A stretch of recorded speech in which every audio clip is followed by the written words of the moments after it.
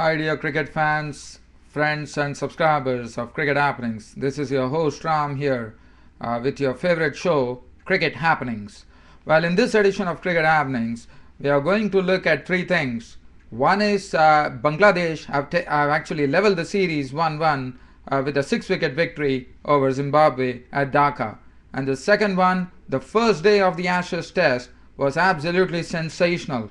Australia were rolled out for 245 with James Anderson bowling superbly, extracting a lot of swing out of the wicket. In fact, he rocked the top order of the Australian batting and left them in real tatters at one stage after Michael Hussey once again came to their rescue along with Brad Haddin, who made 56, and Michael Hussey himself unfortunately missing a century, but he was looking absolutely superb with his strokes. It's only the confidence which has been growing now with Hussey playing all his strokes.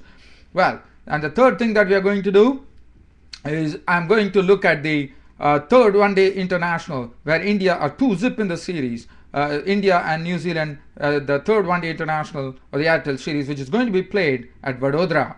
Well, the first thing, and also one more thing that I would like to say before I start my report here, and that would be the ERI Cup, the third test match on the third day's play of the third test match between Sri Lanka and West Indies was completely washed out due to unrelenting rain, and West Indies were 244 for 5. So definitely this match is definitely heading towards a draw for sure. So let's first go to the sensational one in the Ashes Test, where what a dream start England had. It was Australia and England clashing at the Adelaide Oval, and Australia were the one who actually won the toss and chose to bat. In walked in Shane Watson and Simon Katich, and Anderson with the red cherry was absolutely on the money right from the word go. But this was a very unfortunate dismissal for Australia, where Simon Katich, without facing a single delivery, never even went to the striker's end, was actually out through a brilliant throw from Jonathan Trott from square leg, and that was 0 for 1 for Australia. While Shane Watson at the other end, in fact, kept on running, and then Simon Katich had to respond, and by the time Simon Katich left the crease, it was all over. Before he could reach the striker's end, it was all over. So Simon Katich was absolutely miffed at what happened, but he had to walk. So that was a sensational start for England, I would say, and Katich was run out for duck. And after that, it became all the more sensational as James Anderson now came in and actually had Ponting's wicket. The very next delivery, he just moved the ball was just curving in and just moved a shade away, and Ricky Ponting was snapped up by Graham Swan in the slips of the bowling of Anderson for a duck, and Anderson was looking deadly. 0 for 2 for Australia. And well, in the next over, once Stuart Broad bowled the second over and the third over, there was more trouble for Australia as the person who has been out of form, Michael Clarke, got a ball from Anderson which jagged back, in the sense it was actually coming in and Clarke was actually presenting a blade, but well, that's it. It actually swerved out and Swan actually snapped up the catch when it took a thick edge of the ball of the edge of Michael Clarke's bat, and Graham Swan took the catch with the bowling of Anderson. Anderson had figures of 3 wickets here, and Michael Clarke was walking. Caught Swan, bowled Anderson for 2. Australia in tatters there. 2 for 3 the score. After that, there was a good partnership with the in-form Michael Hussey coming in to join Watson, and Michael Hussey was absolutely confident. He was playing sedately, but also not allowing any opportunity go by where he could actually play a good stroke, and that was what Hussey was doing.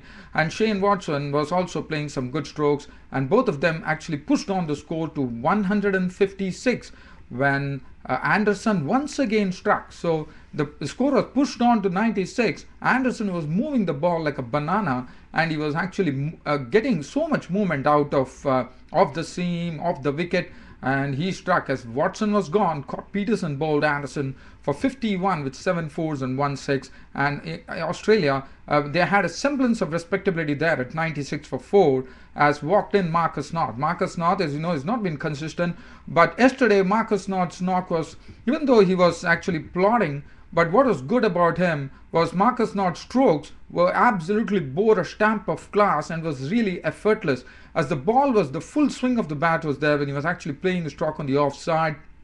And over and above that, the way he was actually playing his strokes, as I said, was a stamp of class. He's a real talent for Australia, but only thing is consistency was lacking. And Marcus North and Hussey then pushed on. Hussey also grew in confidence. Hussey was also playing good strokes. And Hussey, what he was doing was, it was very good to see Hussey reaching to the pitch of the ball when Graham Swan was bowling. And Graham Swan again was not really able to get the wood over Hussey, because Hussey was actually using his feet well, moving his wrist was rolling well, and one of the strokes was superb. He was actually coming down the wicket and he actually smothered Swan's spin and actually drove him on the onside with just a deft turn of the wrist, and that was a superb shot. And Marcus North's one shot stood out, was a mere push past the bowler, and it would spread away for a boundary. So well, that went on, and but after that, when things were really looking a bit or I would say a bit of stability coming in for the Australian innings, and that was the time when the tall bowler Stephen Finn came in and struck as Marcus North tried to glide a ball through the slip cordon. Matt Pryor picked up the catch. Marcus North was gone. Caught Pryor, bowled Finn for 26 of 93 balls with 4 fours, and after that, well, it was 156 for 5.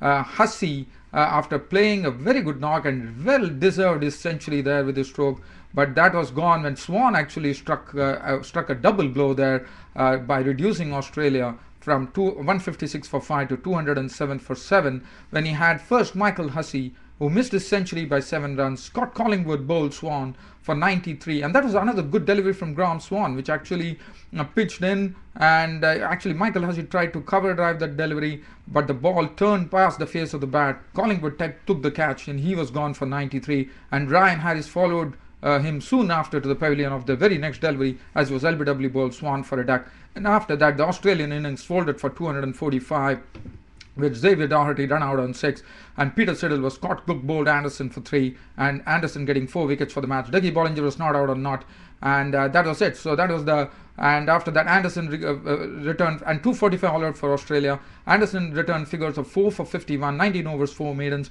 and Graham Swan 29 overs, 2 maidens, 270. Steve Finn 16 overs, 1 maiden, 1 for 71, 18.5 overs, 6 maidens, 39 runs and 1 wicket for Stuart Broad.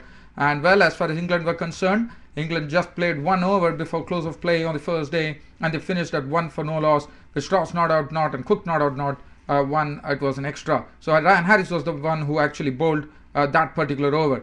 So England definitely holding the upper hand here, but the second day's play is going to be very crucial, because the new ball is in the new cherry is in the hands of the Australians, and England would be at the other end. How the England batsmen face, and how whether England actually carry on what they did in their first test of the Ashes, or whether Australia is going to do something out of the ordinary tomorrow. One has to wait and watch. But the second day's play is going to be very, very crucial tomorrow. Well, dear cricket fans, now I turn my attention on to the one-day international, second one-day international, which was being played at Dhaka, where Bangladesh have actually leveled the series 1-1 after suffering a humiliating defeat at the hands of Zimbabwe the other day. Well, Zimbabwe were the ones who actually took strike first, with Bangladesh winning the toss and putting Zimbabwe in. And as far as Zimbabwe were concerned, today it was a match where the spinner Abdur Razzak took a hat-trick. That was the good thing about it. And Abdul Razzak, in fact, not only took a hat-trick, he had figured of 9.2 overs, 2 maidens, 30 runs and 5 wickets. And Shakib Al Hasan was the one who complimented him well. 9 overs, no maiden, 39 runs and 4 wickets. And that was what helped actually Bangladesh bowl out Zimbabwe for just 191.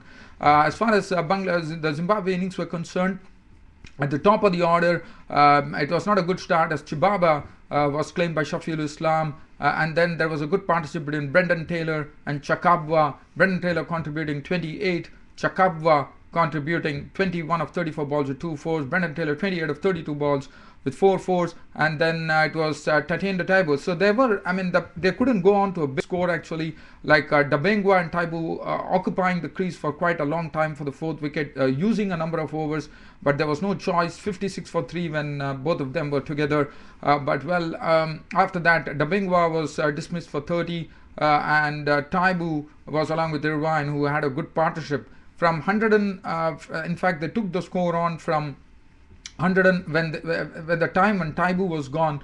Taibu was also claimed by Razzak when Taibu was LBW bowled Abdur Razzak for 21 of 48 balls with 1-4. Craig Irvine and Chigumbra, the captain, once again disappointed, clean bowled by his opposite counterpart, Shakib Al Hasan for 7, and Bangladesh Zimbabwe were reduced to 132 for 6 at that stage.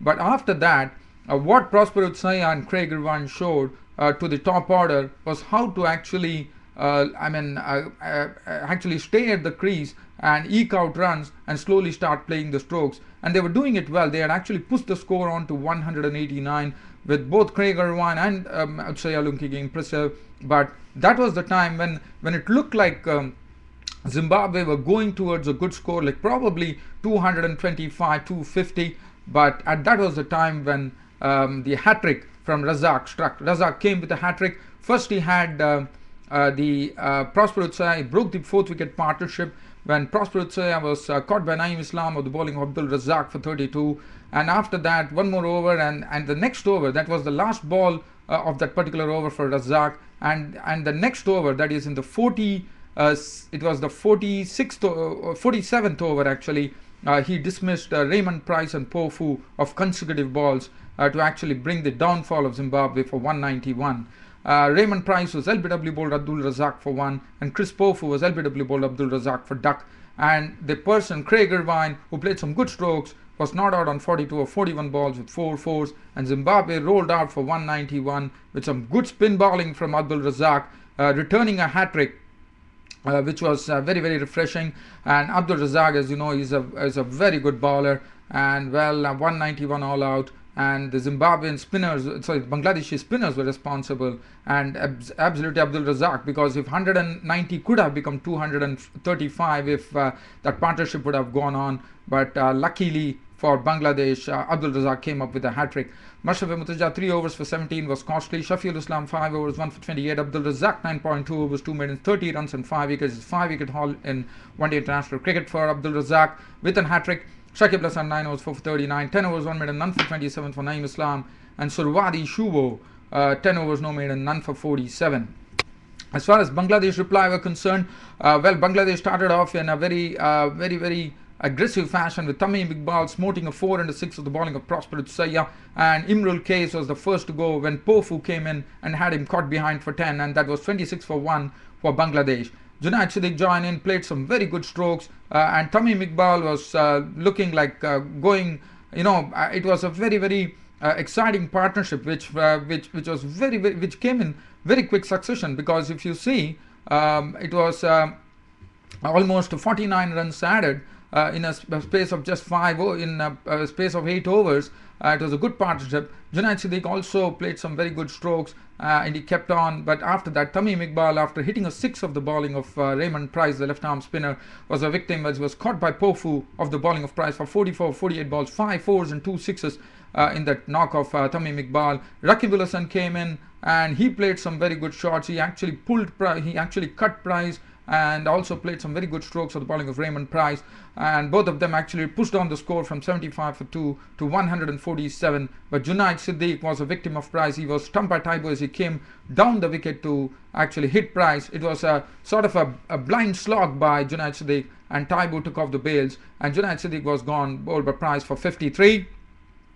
And well, dear cricket fans, as I said, I won't have much time, so I have to really wrap it up here. Rakib Al Hasan was stumped. Taibu bowled the bank of 65, 79 balls, 6 fours and 1 6. Shakib Al Hasan was not out on 9. Mushfiqur Rahim was not out on 7 of 9 balls with 1 4. And that was it. And Bangladesh had actually gone for a victory, leveling the series 1-1, 194 for 4 for Bangladesh. with the man of the match being Abdur Razzak of Bangladesh for his hat-trick and his 5-wicket haul. And the bowling figures: 8 overs, none for 50. Very costly prospect, I would say, actually starting the bowling for Zimbabwe. Pofu 7 overs, no maiden run for 31. Made 4.4 overs, no maiden run for 32. Was not impressive at all. Raymond Price 9 overs, 1 maiden, 241. 7 overs, 1 for 17 for Keith Dabingwa. Chibaba 2 overs, none for 11. Brendan Taylor 2 overs, no maiden, none for 10. Well, dear cricket fans, now I'm going to do a quick preview of the third one-day international between New Zealand and India, which is going to be starting at Vadodara. As you know, it is India who are actually